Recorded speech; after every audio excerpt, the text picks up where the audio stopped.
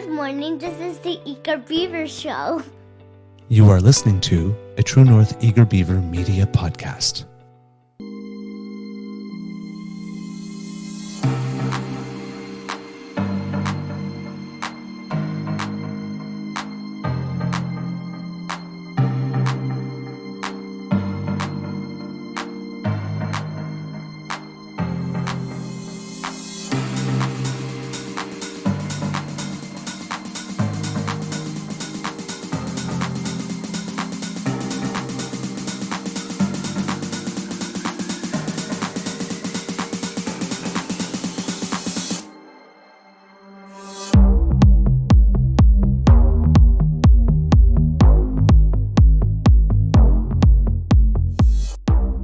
The True North Eager Beaver podcasts are proudly brought to you by our founding sponsors, the Miss V Mysteries from Corvid Moon Publishing, your source for science fiction, fantasy, and cozy mysteries featuring a broad diversity of characters.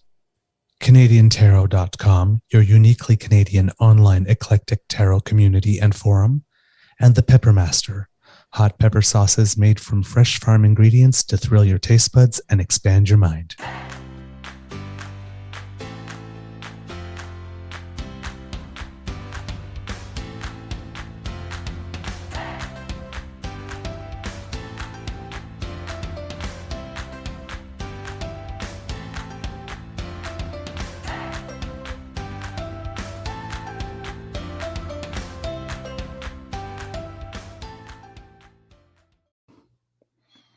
Well, good morning and hello, kids, and welcome to Season 3 and episode number 231 of the Daily Beaver Morning Show here on the Crier Media Network.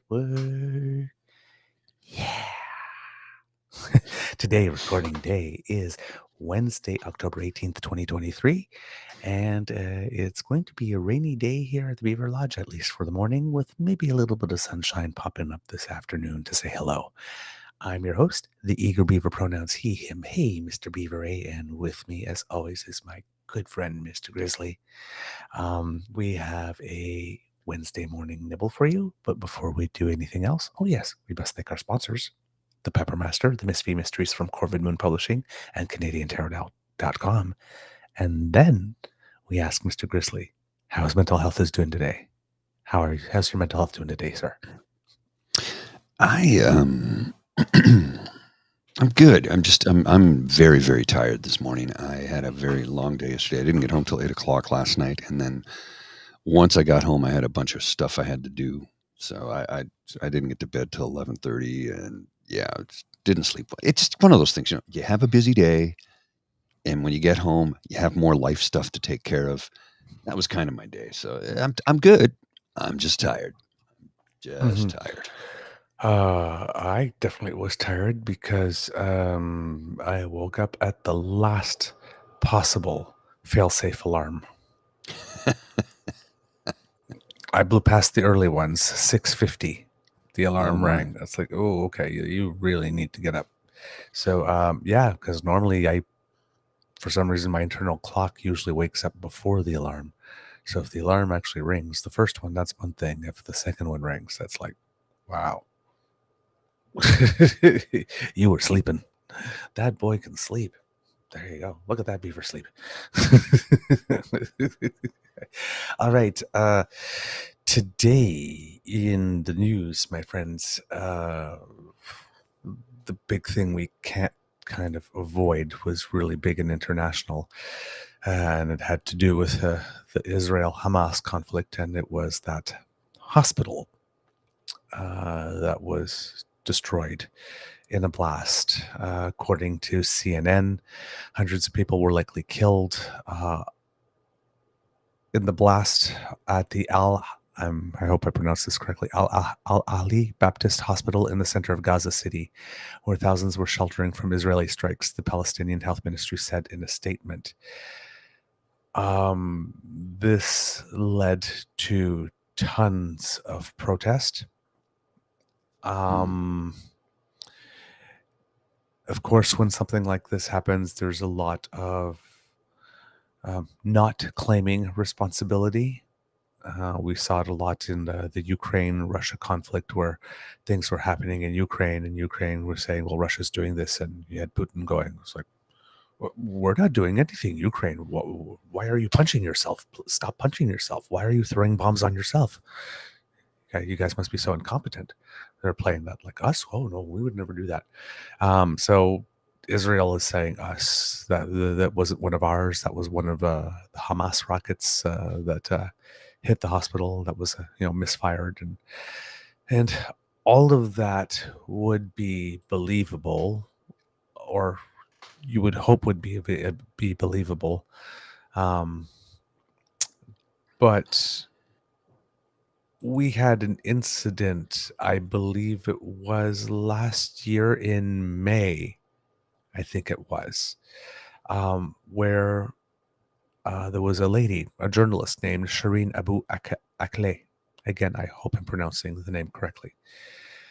She was on assignment in Jenin in the occupied West Bank. She's a Palestinian journalist. And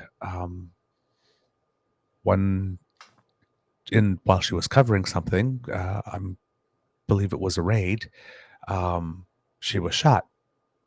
And then Israel denied up and down for days, maybe possibly weeks, that it was the Israeli military that had shot her. They said that the Israeli military said its soldiers had come under attack with heavy gunfire and explosives while operating in Jenin, and that they fired back, and then it was investigating the event. And then I'm guessing it took a while, but then Israel finally did have to admit that the bullet that felled her came from her side, but then it then became something, well, I guess she maybe wasn't in the right place when she was doing her job or something, right? It was somehow her fault, even though she's an extremely experienced journalist. Um, so there's a habit or tradition of first saying, no, it didn't come from us. You guys must have taken out your own. We don't know. In this case, it's way too soon. The problem is that so far in this conflict, we're just a little over a week, closing in on 2. According to the Huffington Post, at least 17 journalists, 13 Palestinian, 3 Israeli, and 1 Lebanese, have died while covering the ongoing conflict. 17 journalists already dead. And some would arguably say that for one of the side, journalists are a legitimate target, even though they're not supposed to be, like at all. Because as we were reminded yesterday, I'm pretty sure it was the Prime Minister itself, it's like, yeah, even war has rules.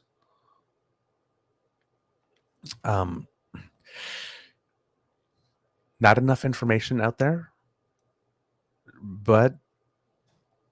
and we probably won't know for a while, but targeting hospitals, that's a no-no. That's definitely a no-no, and targeting journalists, that's a no-no. These things are happening.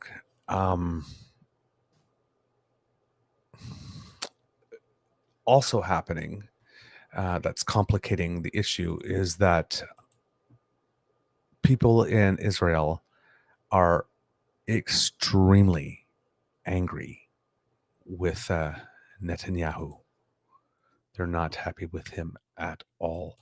According to Reuters, public fury over some 1,300 Israeli fatalities has been further fueled by Netanyahu's signature self-styling as a Churchillian strategist who foresaw national security threats. Another backdrop is social polarization this year over his religious nationalist coalition's judicial overhaul drive, which triggered walkouts by some military reservists and raised doubts, now borne out in blood, some argue, about combat readiness.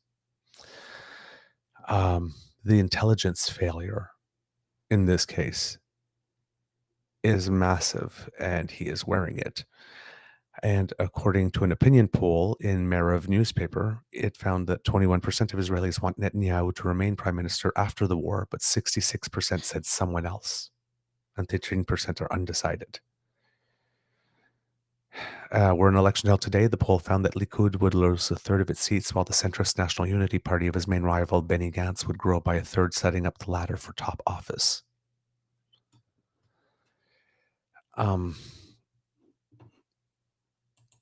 There's a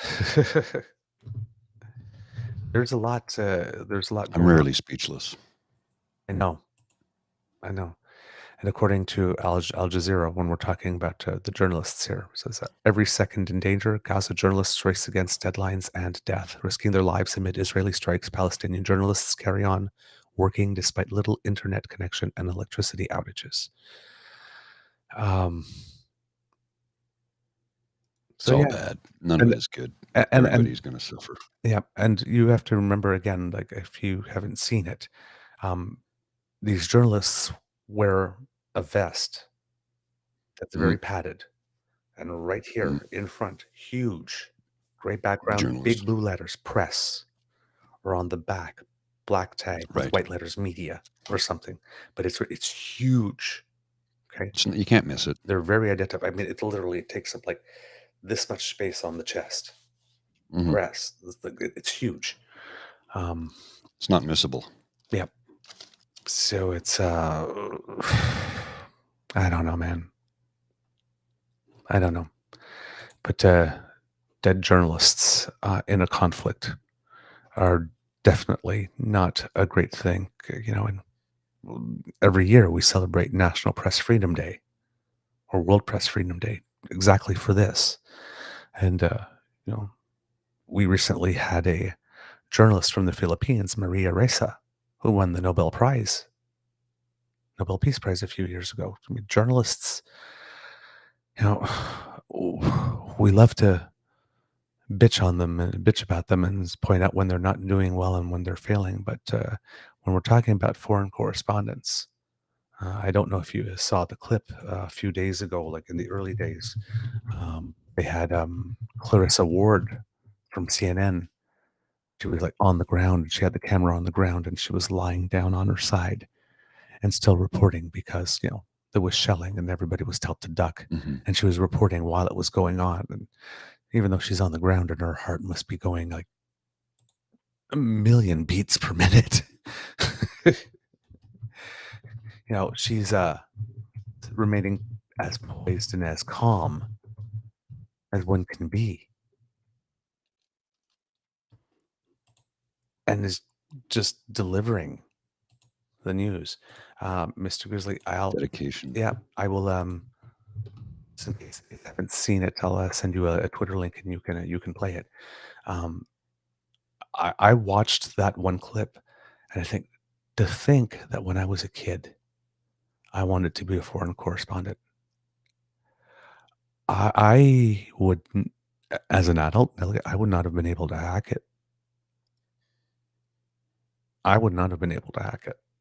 I don't think under that amount of pressure or stress, I would have held up in the way that she has. So, you know, when we're in a conflict like that, that's really when we see the value of journalists and how dangerous their job really is. Because the same person who one day is covering, you know, oh, that car bumped into a lamp pole, a few years later could be there. I mean, look at Katie Simpson. She was covering the Doug Ford beat, and all of a sudden now she's covering Washington. You never know when you're going to get your moment that brings you to national attention. I mean, Anderson Cooper, he started out covering wars as a foreign correspondent. Look at him now. Right? Well, he still does. Oh, yeah, he still does. He still does go in, but I mean, look at him now.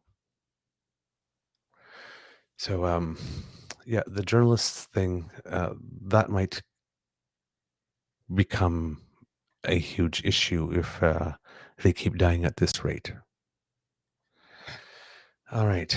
I think that's enough for that today. I'm just trying to think. Look at here if I got a couple of other notes.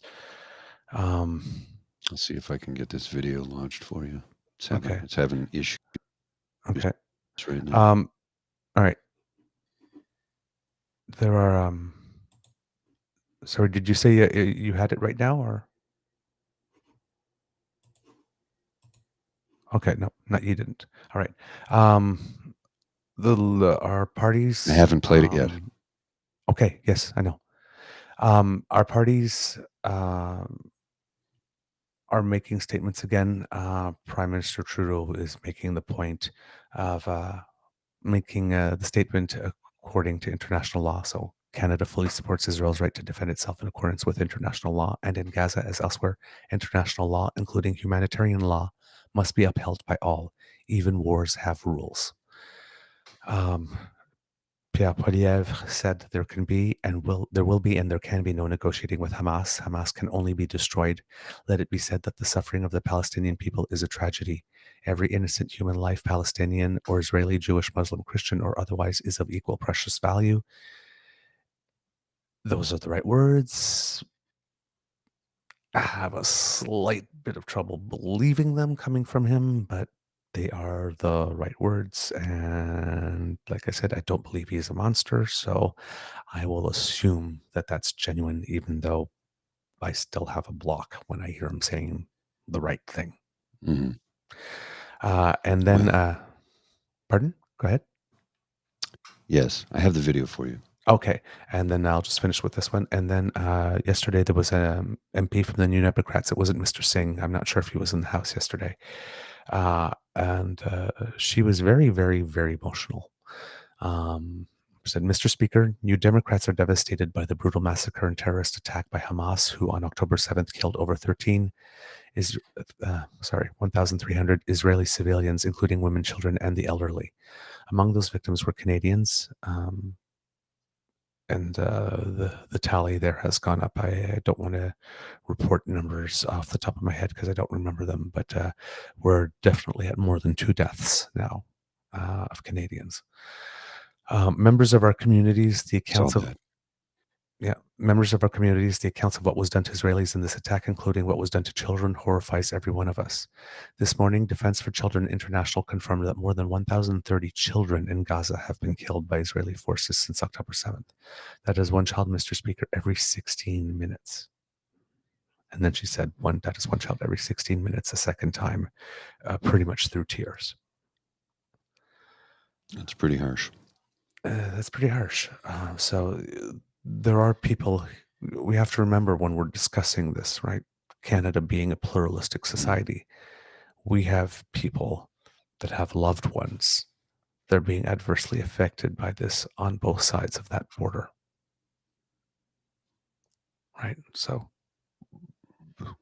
care with the words that we use is not necessarily a bad thing. All right, Mr. Grizzly, let's see some good committed journalism. Is on the ground right now. Clarissa, tell us what's happening.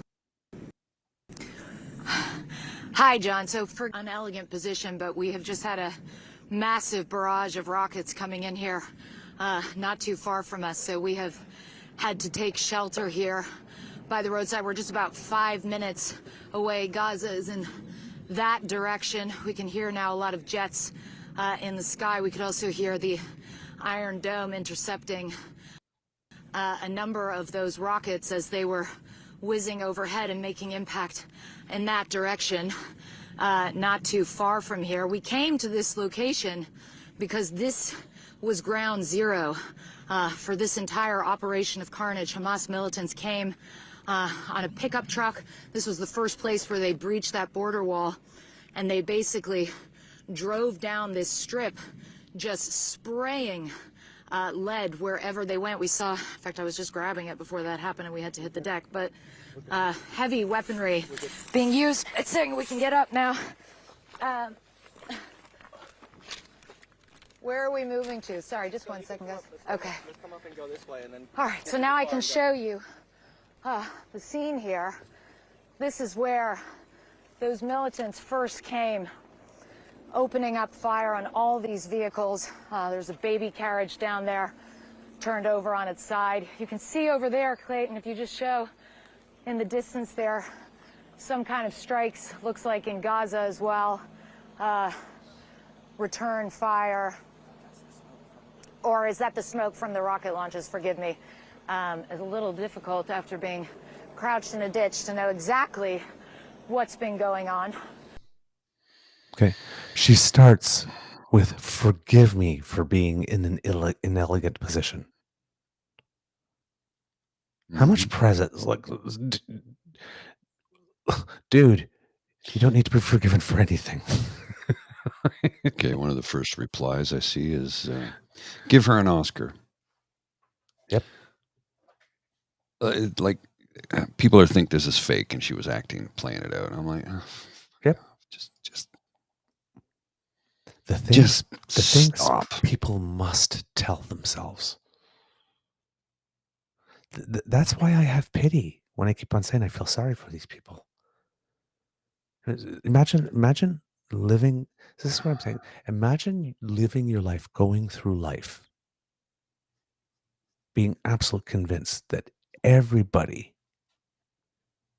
that is working for a reputable network, who has trained, who has made a career, who has made a profession, who's out there risking life and limb to bring you the story, to bring you the images. Thinking everybody, every time, is only there to trick you, to fool you, to deceive you, to pull one over you, to make your life miserable, to lie to you.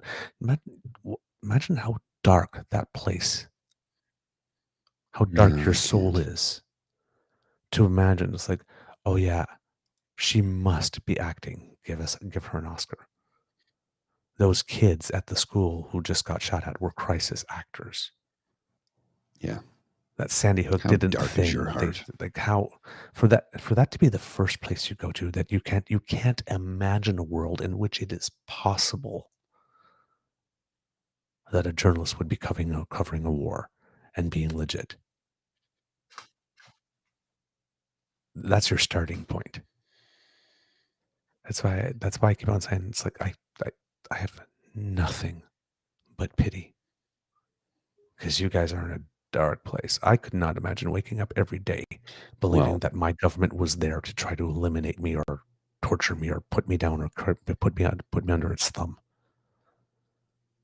That's not a life. example. I have another example of the gaslighter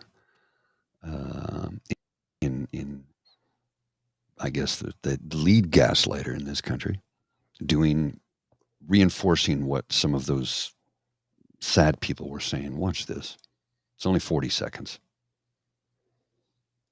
We must ensure that we do not base our actions and our words on moral equivalence between a terrorist organization and a legitimate state protecting itself, and we must ensure that we know all of our facts rather than instantaneously believing false and misleading headlines in publications like the CBC.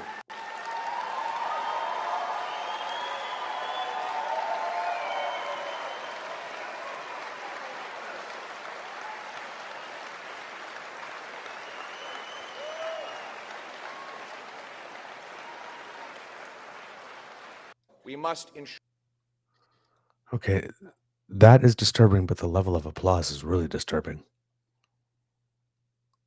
Oh, yeah. What a shit gibbon. Yeah. Cockwomble, shit gibbon, a useless skin tag. Again, remember That wasn't a moment for that. No, He the fired a shot on his soliloquy I own read to you country. yesterday.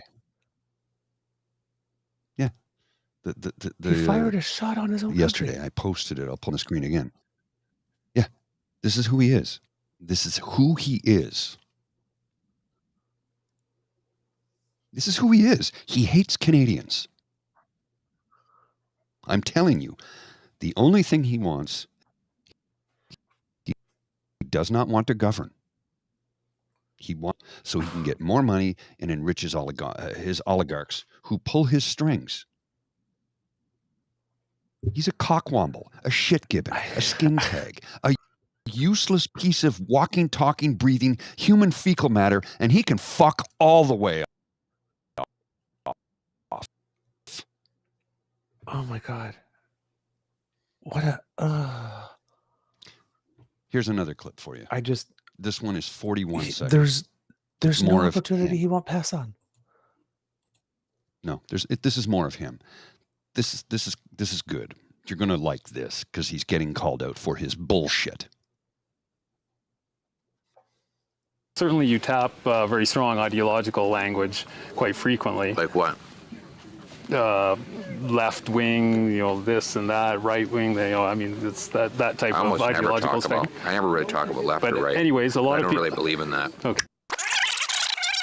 Radical left. Radical leftist authoritarian. This prime minister's leftist ideology, Marxist government, socialist policies. Big socialist governments, radical leftist agenda, the socialist policies of the NDP with the government. Liberal NDP, radical left, champagne socialist, leftist, authoritarian. I never really talk about left But or right. anyways, certainly you See, that's the thing is when if he's going to do that to a journalist is probably going to show up at one point. Okay, fine. You want sources? I'm going to do that. I'll bring them to you like this. But an average citizen, when they're coming to talk to you, Mhm. it's like, you don't demand of them source facts, come with reports or stuff to ask you a question. And the thing is that so many people I've said it, and he does it all the time, that if I was there and I was sitting there, it was like, says who, I'd be sitting there going, there have been so many, I can't isolate one. Which time? Every damn day? Which, Yeah, it's every time you open your fucking mouth. right. So, like I said, just somebody put it on Twitter the other day. I wish somebody would just respond. I heard it from Brianna and Mustafa. Yeah. Yes. Um, I'll never get a chance to have a one-on-one like that farmer did. oh no, Never. Nope. They'll never let Me me neither. anywhere within 500 meters of that man. they'll never let me Because within they know 500 I will come armed with facts and I will fire every single one of them right at his head even though I'm until. Look, that's the thing. They would never let me get near him. no, it's like, even though I'm as sweet as apple pie, they would never let me get near him either, because I would say something that would trigger him. Actually, what Cassie just put here in the chat, in his arrogant mind, he's saying, "How do you like them apples?" He actually did say that.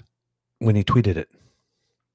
He tweeted it. And that was- How do you like them apples? And there was part 1, there was a part 2. I didn't watch it, I guess, because And he was proud of it. the only way I assume that that thing works for him is if somewhere in part 2, that guy who he's talking to somehow got Jedi mind tricked into converting his mind and saying, you know what, hey, I will consider you.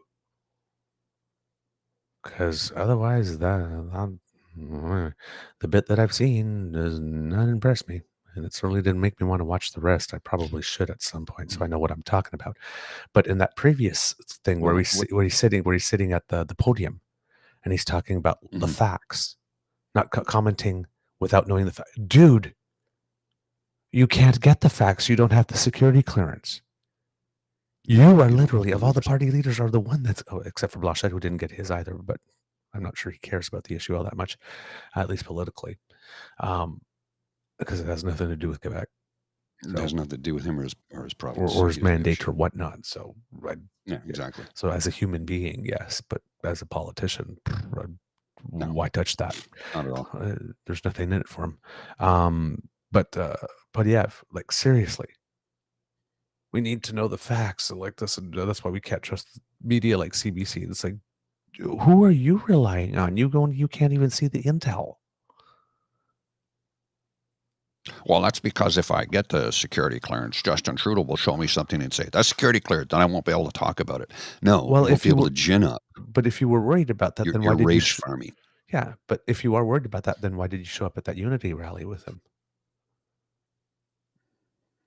He's trying to play both sides against the middle. I mean, if you really believe that the prime minister would want you to get your security clearance to show you information not only on election interference or political interference in Canada, but on what's going on, actually, really, Russia, Ukraine, what's really going on, Israel, Hamas. So what, you think that the prime minister is going to gag you on that too? Just so either the prime minister is this horrible person, who's this big anti-Semite, like you guys keep on claiming he is, or suggesting obliquely that he is, and you shouldn't be seen or caught dead at an event with him. But you went to that unity rally with him. It's a little it's a little bit like John Baird introducing the prime minister as, you know, a great prime minister, and then the next day going, "Oh my God, they took my words out of context, really?" Or CBC manipulated my words, really, because we played them in their integral version. I have a really good tweet thread here from James Christian Parsons at dread_Tory. He's good. DRED Tory. That's a He's really recommended good. His account. writing is absolutely. So in response to Max Fawcett talking about the apple orchard encounter, James Christian Parsons, this is what he has to say, and it's really good. I'll read you the thread. This encounter, as well as its viral diffusion on right-wing social media, is a fascinating glimpse into the psychology of the Canadian right. What we see here is a member of Canada's social, political, and cultural elite, the millionaire leader of the official opposition, sneeringly berating Don Urquhart, the editor of the Times Chronicle, a tiny local BC paper, the kind of ordinary Canadian the CPC claims to champion. Urquhart isn't part of the Laurentian elite.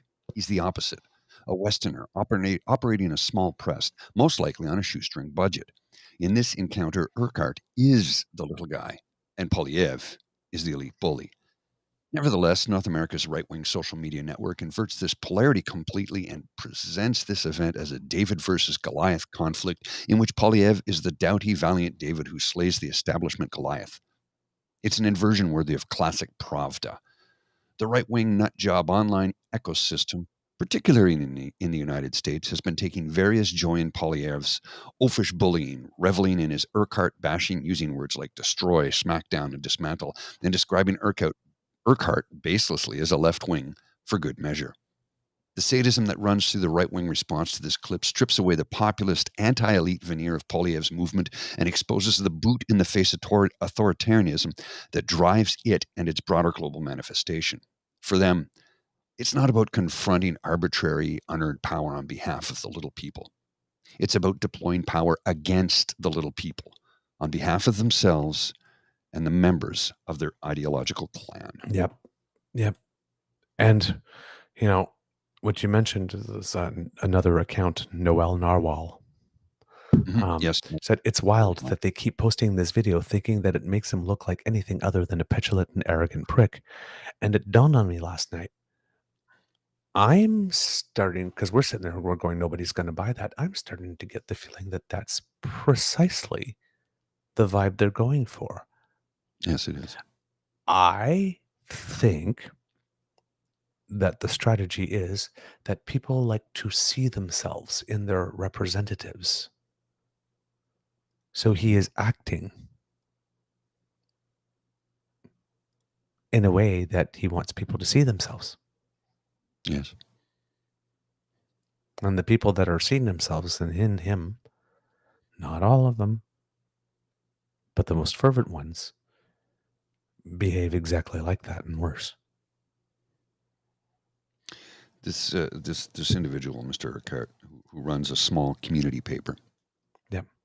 But that's enough. That's the just one drop, right? Yep. That's what it is. That's the just one drop. Just one drop of journalist blood makes you. You're a little too close to the mic, sir. We're getting some distortion. Yeah, we're getting a little distortion. You're right. Just one drop. And here's the other thing to think about. That if he's going to attack a small business owner, an average, ordinary Canadian small business owner, because he asked him a question, cite an example. Give me an example. You know what, Poilievre? Seriously, Pierre Poilievre, member of Parliament, loyal of the official opposition of Canada. You're a raging asshole. Speak to people like they're people. You spoke down to an average Canadian small business owner like he was muck on your shoe that you needed to scrape off. Well, fuck you. Fuck you.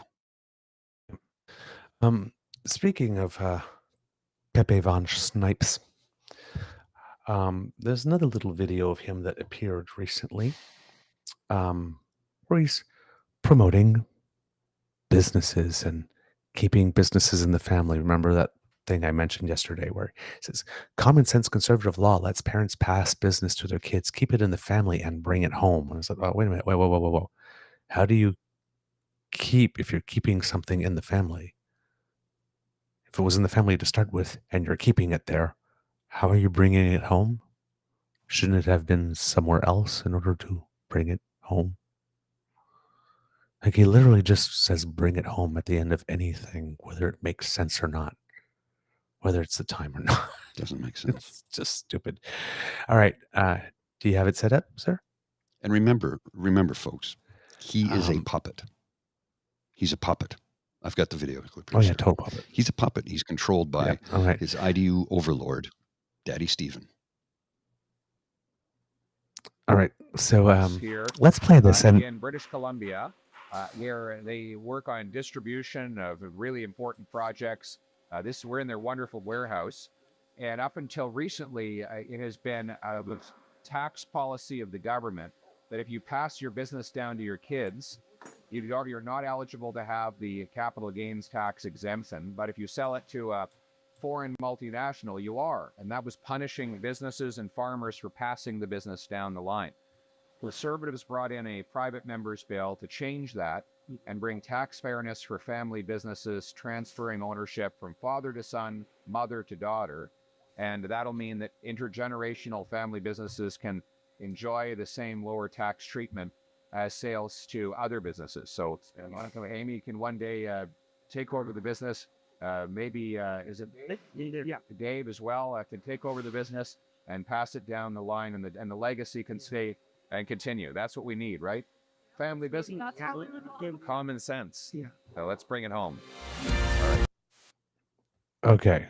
Number one, he's bragging about a private member's bill.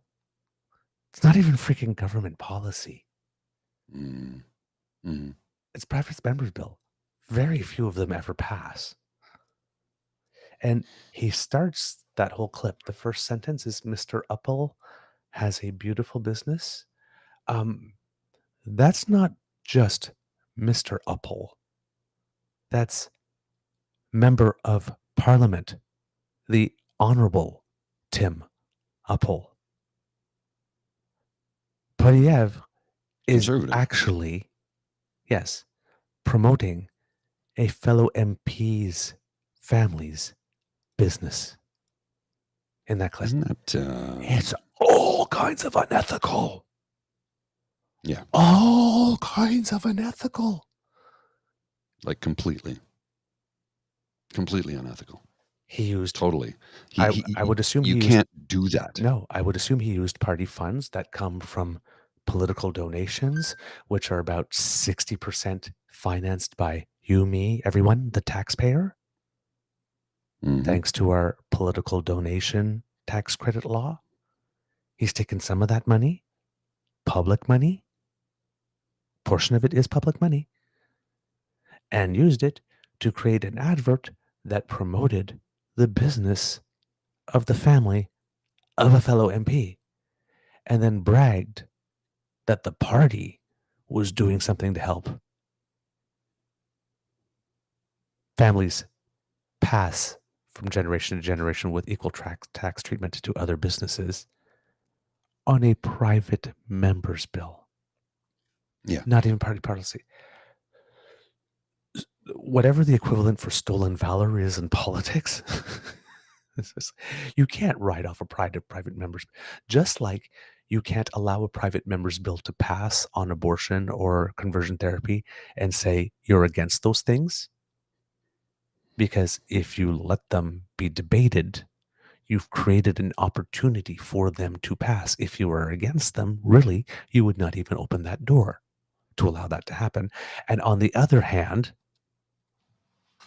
claim that what he's claiming right now, that you can actually promote a fellow MP's business. And it's not. You can't walk both those lines at the same time. Nope. You can't. Well, what Ree's saying here. Wait, he can promote an MP's business in a political ad, but Trudeau couldn't go skiing as a child with David Johnston? As a child, he went skiing with David Johnston. He was 12 years old. Uppal is an His ski buddy. Uppal is a member, is an MP, sitting MP right now. And not only a sitting MP, but a member of the you know, the core little group, you know, the deputy leaders and the house leader and whatnot, Yeah. the little core group of 12. Uppal is there in that group too. He's in Pierre's here's the most thing. inner circle. Here's the thing that kills me is he just did a political ad promoting the business of a fellow member of parliament. He did a political ad. We're not in an election cycle, number one. That's 2 years away. Number two, there's so many ethics violations right there. And he's proud and bragging about what he just did. We need to make hay of this shit right now. This needs to be brought up. This needs to be on the front page of every newspaper that he is in clear violation of ethics. He is promoting the business of a fellow man, doing so with party funds. There's so many violations going on there. How in the fuck is this guy still in office? His lies alone should be enough to get him called out. I don't know what to think anymore about what is happening to our Westminster system of parliamentary democracy in this country when somebody can lie every single goddamn time he opens his fucking mouth and get away with it. How is that possible? Somebody tell me, because we're in the upside down right now. This near running a scout troop, let alone a country. He is a dangerous, dangerous thing to democracy in this country. I cannot believe that he's allowed to get away with this every single goddamn day. Nobody holds him responsible. And then when he confronts a small town, local community newspaper, the owner of that publication, a community newspaper, the guy's not a millionaire.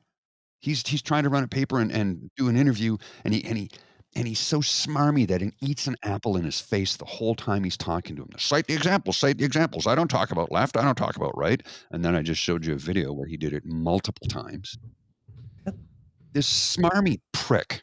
Look, I am not nice to that man. There's good reason. He doesn't deserve to be treated nicely. He does not deserve to be treated nicely because he is such a rage farming. I'm trying to contain my anger right now. I'm trying not to swear my brains out and call him out for the shit gibbon cockwomble useless skin tag that he is. But he is the death of democracy if that man ever gets elected to prime minister. We're done. We're finished if he gets in office. I'm telling you, we are done. And the worst part is the people who will be harmed by him the most don't even know it. And they're the ones who will get him elected, and then they will get upset when they realize, oh, I guess we fucked up, eh? Yeah, listen to us. We're telling you the truth. Do I say vote for Trudeau? Do I say vote for... No, I said get yourself informed. This man is not fit to run a Boy Scout troop. We say don't vote for assholes. We say vote for people who don't show outright contempt for 2/3 of the country. I don't tell you who to vote for, but I can tell you somebody you shouldn't vote for. Yeah. Absolutely. I'm just... And you will notice also that if you happen to be on Twitter, there is absolutely no tweet from Spencer or Fernando or Terrazano or whatever his name is from the Canadian Taxpayers Federation being upset that our taxpayers' dollars are being used by a leader of a party to promote a fellow MP family business. We don't go where there's no video from Mini-Me Pierre with his glasses or sometimes contacts in that high squeaky voice and flapping his arms a lot like Spencer likes to do. Pointing his finger, putting his finger in your face like Pierre likes to do all the time too. Every time Pierre's talking, at one point his fingers comes out at us somewhere. I don't know. He loves doing that. They'll point out somebody else's, oftentimes not even real thing. That's, oh, look at this violation. Turns out it wasn't a violation. But never call out their guy.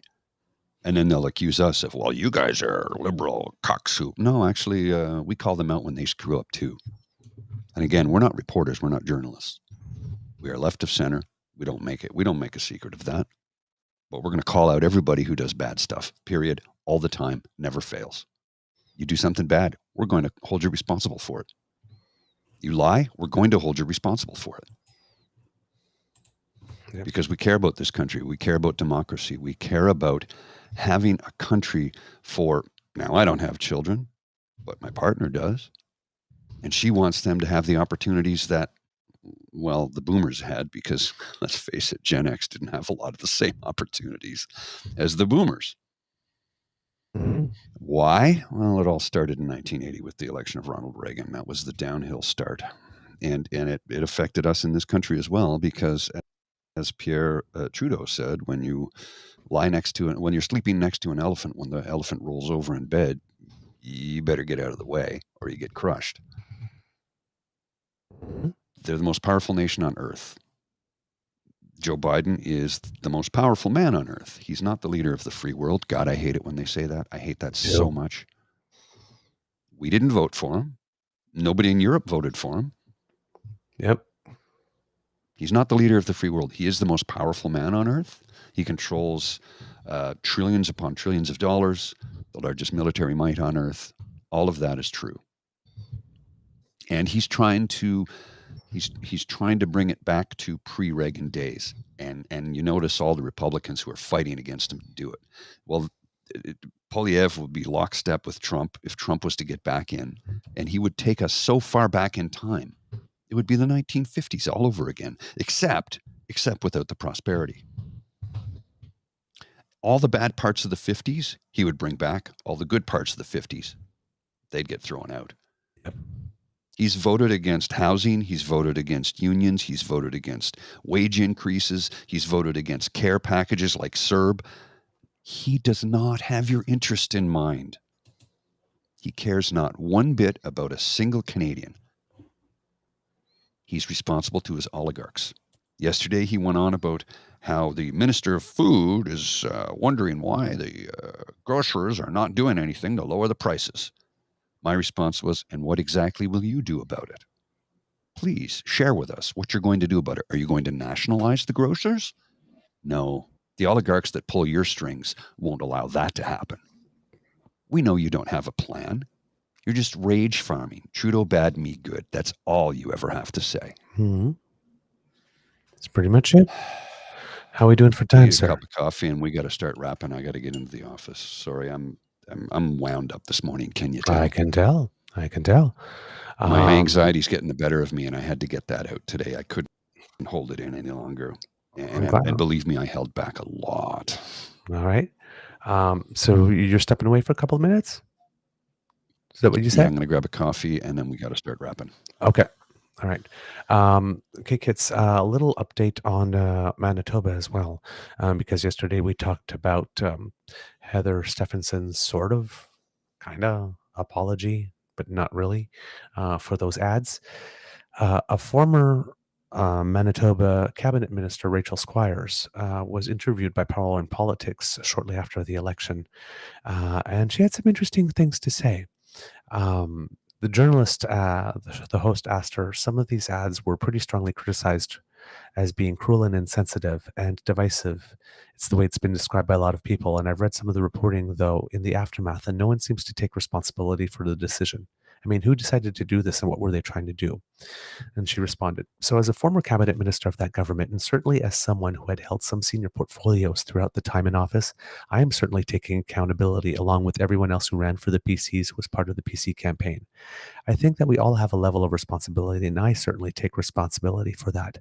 Having said that, as a candidate, when we put our name on the ballot and we enter into that relationship, that very unique relationship between as a candidate running for a party on a party platform and knowing that decisions are going to be made, it's not always going to be a consensus decision.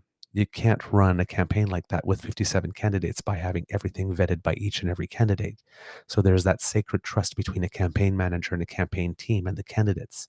And candidates are often put on a need-to-know basis about what's coming down in terms of policy or advertising. And I certainly do think that there was a stretch in this past campaign where candidates were not given a preview of any of the ads that were coming out. And candidates were not asked for opinions until after they were, appearing in the papers or on billboards. And at that point, it was really too late for the opposition to these ads to be for a different course to be taken. Then he asked, do you think you were deliberately kept in the dark about these choices because perhaps there was a sense at the top levels of the campaign they knew how controversial these positions might be? And she said, I couldn't speculate on that because I never stepped in the war room at all during the campaign. I was in a very difficult riding where certainly we were feeling the challenges from the day. The first day we stepped out on the campaign trail, we knew we were facing an uphill battle. I left my riding only a few times, infrequently at the beginning of the campaign, to make some campaign announcements and, to be the face of the party on certain initiatives. And then once these ads became apparent and once they were out there on, like I said, on the billboards or in the newspapers, I withdrew from any campaign commitments or activities from that moment forward. So there was infighting in the campaign while that was going on. He asked, were you surprised to see her, Heather Stevenson, take the positions she took in this campaign after working with her for all those years? I think many people were surprised. 3 months ago, we were making announcements for improving services for the LGBTQ plus community. We were making announcements for eradicating gender-based violence. We were signing a national action plan for improving the lives of the disenfranchised. We've renamed the Manitoba status of Women's Secretariat to Gender Equity Manitoba, and we have increased funding significantly, unprecedented funding, for disability services, to name a few. And so that is what I had certainly come to believe were values that she had held dear. And to her, I certainly know that this is the person that she is, and this is someone who would really stick her neck out for disenfranchised and underrepresented communities, as she did in her last year's premiere. But she did it in her campaign, and that surprised her clearly because at one point she stopped being available to do campaign events in the name of the party. So just a little tidbit of what was going on behind the scenes. You often don't get that look into campaigns particularly, but there's that was a cabinet minister that was not impressed with her party. And I think that she's retiring from politics as well, she's announced, because that left not a good taste in her mouth. Understandable. Yeah, indeed. All right. And a little bit of news with the AFN. It seems that Regional Chief Cindy Woodhouse, so is Manitoba AFN Regional Chief, has announced her candidacy in the upcoming elections for National Chief of the Assembly of First Nations. The election is scheduled to take place at the AFN's Special Chief Assembly in December. Chief Woodhouse is joined by Chiefs Derek Nipinak. That's a name that we've heard before. We've talked about him on our show. David Crate, Gordon Bluesky, Elwood Zastri, Trevor John, Angela Levasseur, Kyra Wilson, Garrison Setti, as well as Kathy Merrick and Garrett Woodhouse. So there is a lot of interest in this position. I like that. That's healthy. That's healthy. I hope that they come up with a really great candidate. All right. Kids, that's the end of this episode of the Daily Beaver Morning Show. We hope that you love listening to us because we loved making this for you, and we love it when you join us. So thank you very much. Because sharing is caring, please tell everybody about our show. Spread the word. We appreciate it because we know word of mouth is priceless, and you kids are amazing at providing it. So thank you. Because democracy is something that you do, please write your MPs, write your MPPs, your senators, your MLAs, your media. Tell them that you demand better, especially your board trustees for schools and your city councilors. Remember, politics is local at the end of the day. So get out there and, make your voice heard. And also, donate to the Red Cross if you have the opportunity. If you're living in the Northwest Territories, remember that you have a territorial election coming up on November 14th. So take the time to get to know your candidates and plan your vote. Let's see, what else do we have? If you would like to make sure that you do not miss a single episode of ours, then thanks to the Ray Girl, thank you, you lovely, lovely soul. You do not have to worry about that because you can go to our pod page site. If you're watching, you can scan that QR code that's just appeared right under me. And if you are listening, you go to podpage.com/ the True North Eager Beaver, with the hyphen between each one of those words, all lowercase letters. And when you subscribe there, well, when we have an episode that's fresh off the bandwidth, it will come directly to your inbox and you will not miss a thing. So, hey, you do not have to go without your daily beaver. You don't. And you can sign up on the pod page as well for early releases and emails of that nature. Oh, nice. And we will soon be able to, very soon, be able to create additional content for the Kits and Cubs on the YouTube page for those who join. There's a subscribe and then there's the join function. And the join function, we're going to create some additional content there. But now that I need you to understand that there's subscription fees involved with that. So we got to work out the details of that. Yep. We're not there yet, but we will be, and we'll create some additional content, sort of like behind the scenes stuff, I guess, for those who are curious to see how the sausage is really made. Yep. But there is a subscription fee charge for that. That's when you join. Also with that, once we get that capability, if you're watching and you want to send a donation immediately during, it's called Super Chat. You can send money right during the chat right away instead of having to go to the coffee page. So it's just, these are all things that are in the works and will soon be very much available to you to utilize. Yep. Whoops, that was the wrong button. Yep. The good folks at the What You Can Do Network, our good friends there, have that. And it seems to be very effective for them. There's a whole section that's called Community. That's almost like Twitter, where you can actually post things that becomes available to you. So eventually we will get there, thanks to you and your support. So thank you very much for that. If you would like to subscribe to our YouTube feed, click Elaine and smash those buttons. Please go there, True North Eager Beaver Media. That's our page. And you click like, share, and subscribe there. And yeah, that would make us very, very happy. If you want to make your beaver happy, subscribe. Okay. Subscribe for Happy Beaver. Got some new stickers coming. Yes, we need the harp for that one. Subscribe for Happy Beaver.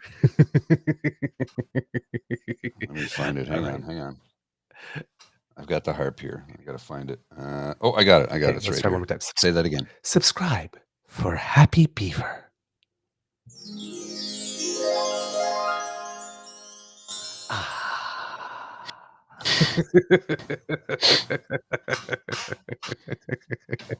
And the little squiggly that you saw by Mr. Grizzly's head a couple of seconds ago, if you're watching, that brings you to our coffee page. And that's where you can make a donation to the Beaver Lodge Emergency Hydration Fund. And whatever donations you recently made came through, because as you see today, I don't have any trouble getting through the closing with it because my vocal cords are indeed moist. No, you must have got a donation. We did get a donation 2 days ago, yes. That it's been put to good use. Ooh. That's your, this is basically a small yoga mat. You put this under your keyboard and it will absorb most of the sounds. That is wonderful. I like that. Remember this Saturday, Pubcast with friends. Yes, Pubcast with friends this Saturday. So I can't wait to see we the have friends coming up. Yay! So no one told you the lodge was gonna be this way.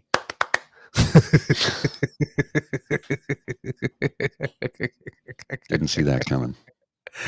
I've got twig for you. Anyway, I know that sounded weird. bad. That sounded I was really going bad. to say I got wood, and then I thought, maybe I'll change that for twig. All right, kids, we're going off the rails. We're going off the rails. I gotta go. All right, from the Beaver Lodge, this is your Eager Beaver saying it could be a tough world out there, so please be kind to and gentle with yourself. Mr. Grizzly, some words of wisdom, please. Get involved politically. Start with your civic duty by looking at what you can do to make your municipality better. Write your local councillor. Find ways to improve upon your community from that is grassroots. And remember, folks, these right-wing evangelical religious zealots who are trying to save the children are getting involved in school board. Yes. That's where they start. At the municipal, involved in school boards, and they start to change curriculum. They start to get their religious ideology in. They start to come up with charter schools and private education, destroying our sacred public institutions that we have built over the last 100 years. Don't let them do it. Get involved. Get involved. Yep. All right.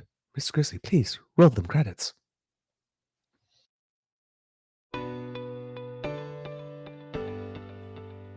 You are listening to a True North Eager Beaver Media Podcast. The True North Eager Beaver podcasts are proudly brought to you by our founding sponsors, the Miss V Mysteries from Corvid Moon Publishing, your source for science fiction, fantasy, and cozy mysteries featuring a broad diversity of characters.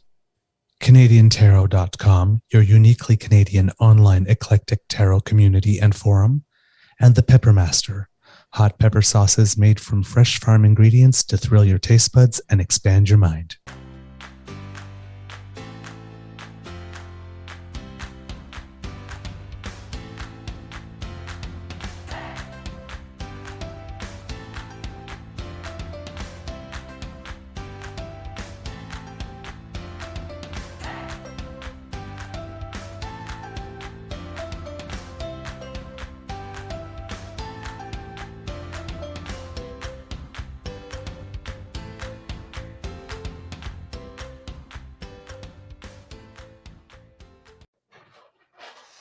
I'm so happy because I just got kisses from my sweetie. I saw that. Cassie Lake Beaver Bucks, the new cryptocurrency. Yes. All right. We like that. Just one little note for people who are watching in the United States. Jim Shorts Jordan did not get the speakership on the first vote. Yesterday, they swore to us up and down that this would be settled by the end of day. And then after not getting the first vote, he pushed the second vote back to 11 a.m. today.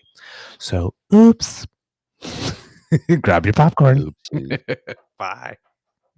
See you Saturday.